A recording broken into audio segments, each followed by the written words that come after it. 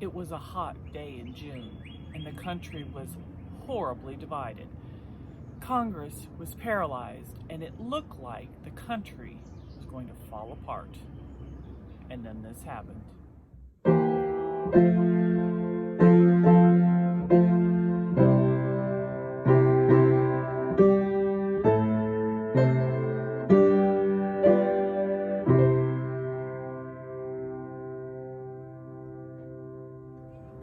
When negotiations were deadlocked during the Constitutional Convention, Benjamin Franklin took to the floor of Independence Hall on June 28, 1787, to deliver one of the most amazingly inspiring and uniting speeches.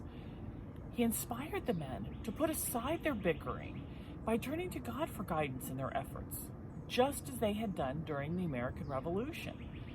Today's progressives have taught generations of American children that God was not present in the forming of our country. The words of Franklin's speech positively prove otherwise. It explains why our education system doesn't teach real history anymore.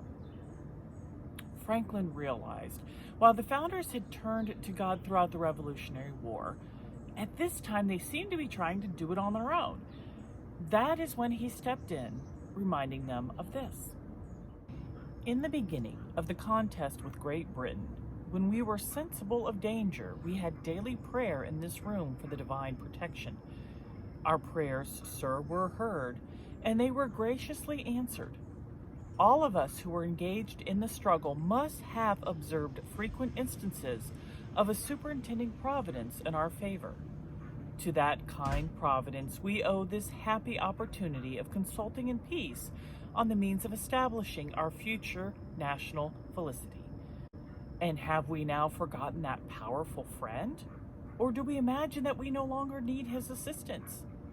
I have lived, sir, a long time, and the longer I live, the more convincing proofs I see of this truth, that God governs in the affairs of men. And if a sparrow cannot fall to the ground without his notice, is it probable that an empire can rise without his aid?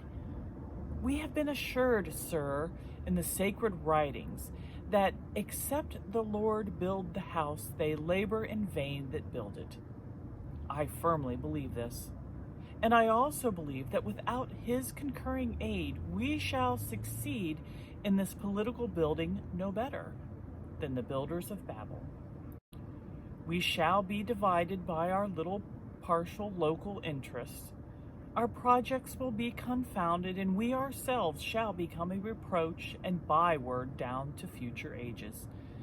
And what is worse, mankind may hereafter, from this unfortunate instance, despair of establishing governments by human wisdom and leave it to chance, war, and conquest. Franklin ended his speech with this request.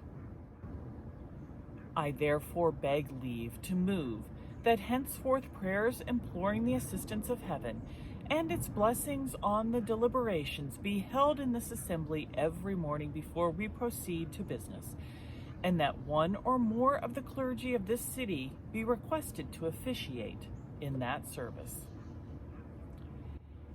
Since they didn't have the funds for a daily clergy prayer, they could not grant this request.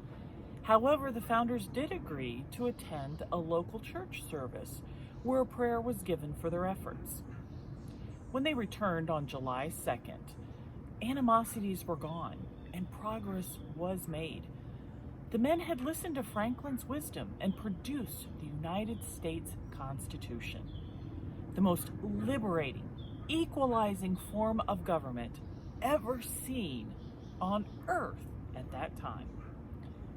I pray today that we experience the same compassion from God at this time when our country is so divided again.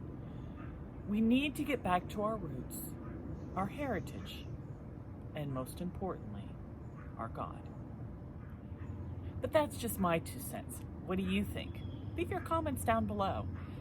You can find my liberating letter, Spirit of Conciliation, which goes into more detail about Benjamin Franklin's speech and what happened at that time with the other founders, as well as all of my liberating letters on thefaxpaper.com. I also have links to hundreds of articles that will help combat fake news and liberal propaganda. Don't forget to like and subscribe and hit that notification bell so you can see my videos when they are uploaded. Until next time.